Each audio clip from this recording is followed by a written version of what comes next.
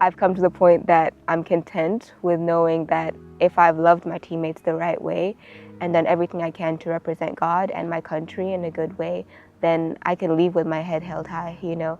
My country's motto is literally for God and my country, you know. And so if I can come here and say that I've done that to the best of my ability, then I can leave happy, you know. And I don't know what the next stage of my life holds, but I know there's going to be a football field there somehow.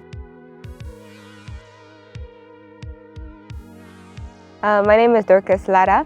I'm from Uganda and I'm studying exercise science and also psychology. In Uganda, everyone's playing. Like, we take our love for football to like a whole nother level. Like when it's World Cup season, like the roads that have like those like big screens with like the TVs on them, people would just like park their cars in the road and just like watch the game. And then like every evening, like Sunday evening, there's always people playing. As a kid, like wherever I went, there was always a football. Even if it wasn't a real football, people were kicking something around, you know.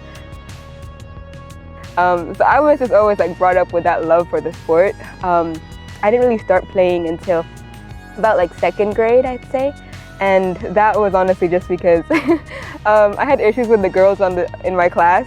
And so I was like, I want to go do something different. And so I was like, let me go hang out with the boys. And they were always playing football. And so I remember the first time I tried to play, that was bad. And then the ball is finally in front of me and I'm like running towards it and like I couldn't get to it. So I go and I pick it up and I throw it to my teammate and everyone's like, no, handball. I didn't even know what that was.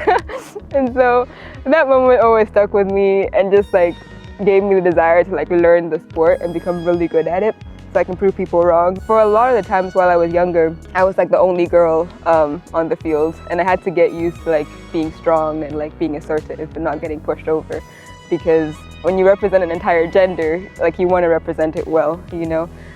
So I had to learn to stand up for myself and just be a strong player from like the get-go. I want to speak to like the international athletes on the soccer teams or just sports teams as a whole here at Asbury, because honestly, the journey for us is very different because you're adjusting to a whole new country and a whole new culture. And football or whatever sport it is that you play from where you come to Asbury is a very different game.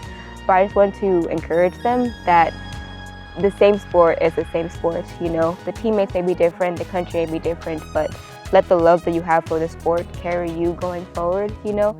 And even beyond that, let the love that you have for God carry you forward into the way that you play.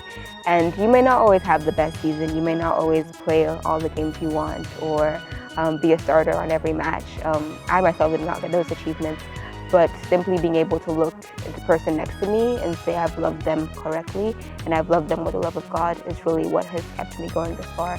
And love isn't transactional, but my sister always says love is a renewable resource, and the same love that you pour out to your teammates, in some way, shape, or another, God will renew it back to you in a different way.